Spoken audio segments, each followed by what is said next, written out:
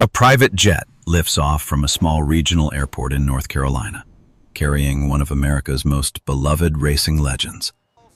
It is just a short hop down to Florida. The pilot is experienced. The aircraft is in perfect condition. The weather is manageable. In the cabin sits a man who is not just a passenger on this flight. He owns the airplane. His wife is beside him. His two young children are in the seats behind them. It is the kind of ordinary family trip that wealthy people make without a second thought. The wheels leave the ground cleanly. The aircraft climbs into the overcast. Everything looks normal from the outside, but something is already happening. Something that begins before the engines even start. Something invisible, already in motion, already draining away the one system this aircraft cannot fly without. Nobody on board knows it yet, and by the time anyone figures it out, it will already be too late. This is the story of the 2025 North Carolina Citation crash and the invisible chain of failures that began long before the wheels ever left the ground. December 18th, 2025, Statesville, North Carolina. It is a Wednesday morning and the weather is not cooperating. A system is pushing through the Carolina Piedmont. Broken cloud layers sit at 1,200 feet. Visibility is around 5 miles. Not catastrophic, but not comfortable. The kind of morning where you can still get airborne visually and pick up an instrument clearance once in the air. But here's the part that matters. This is not a stable picture. Between 9:55 and 10:15 this morning, conditions are actively deteriorating. VFR is sliding into marginal VFR. By the time this crew comes back around to land, visibility has dropped below 3 miles. Weather like this demands precision. It demands that everything else go right. There is no margin left to absorb anything extra. On this particular morning, something extra is already waiting. The aircraft on the ramp is a Cessna Citation 550, registration N257BW. A twin-engine business jet, reliable, well understood, and widely operated. This airframe is 44 years old, but age alone is not the issue.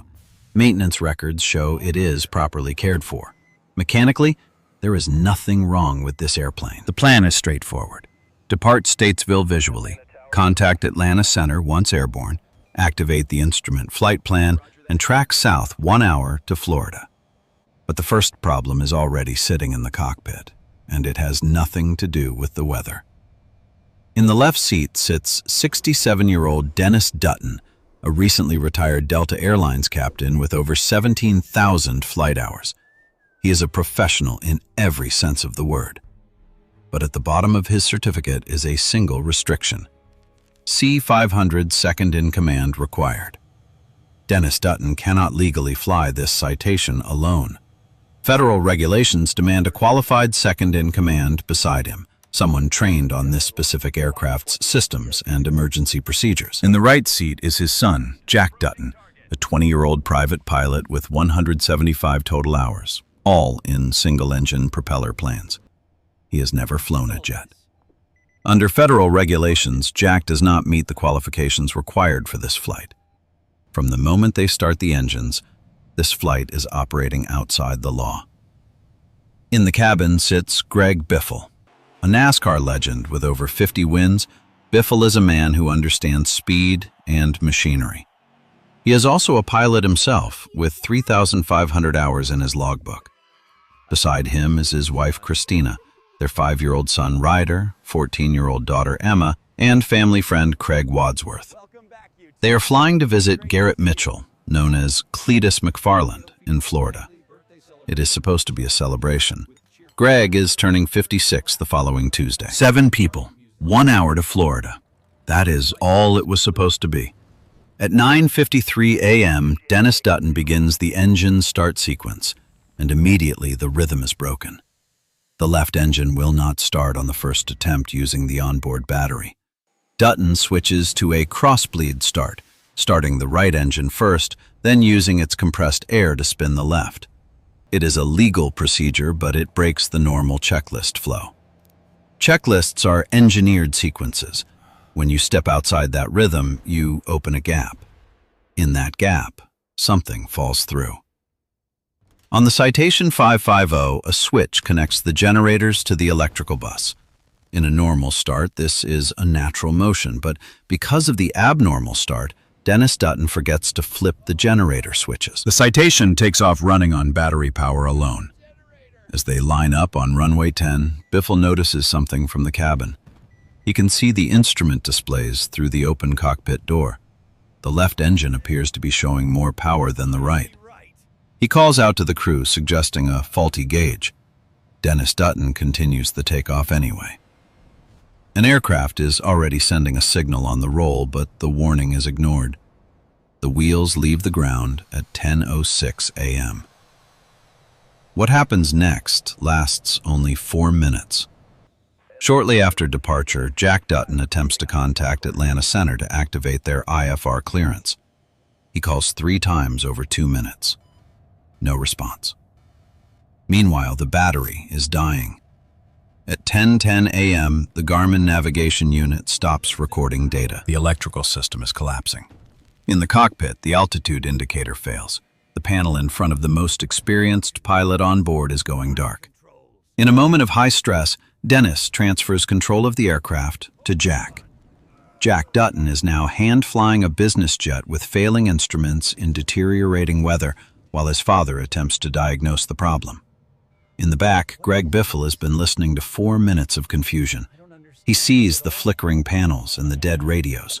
Then, his voice cuts through the tension with a single question. What about the alternator? The Citation doesn't use alternators. It uses generators, but the intent is unmistakable. 4 seconds later, the cockpit voice recorder audio abruptly returns to clarity. The generator switches have finally been flipped. Electrical power is restored, but the damage is already done.